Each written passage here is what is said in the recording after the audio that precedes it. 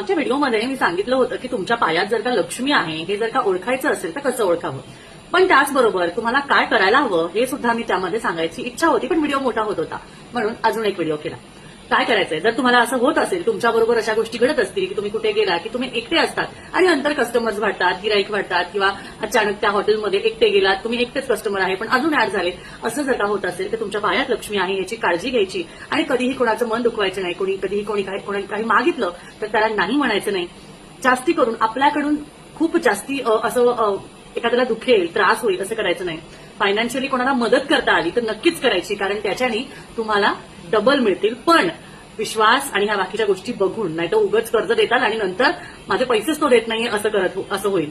त्यामुळे सगळ्या गोष्टी बघून, त्याचबरोबर फायनान्शियली नाही तर कधी कोणत्या वस्तूंनी हेल्प केली, कधी कोणाला म्हणजे धान्य दिलं, कधी कोणाला म्हणजे गोरगरिबांना दान केलं, अशा गोष्टी तुम्ही नक्कीच करू शकता, कारण तुमच्या हाताने दिलेल्या गोष्टींचं डबल प्रमाणात तुम्हाला रिटर्न्स मिळतात. लक्षात ठेवा आणि असेच कर्म करत राहा. श्री स्वामी समर्थ.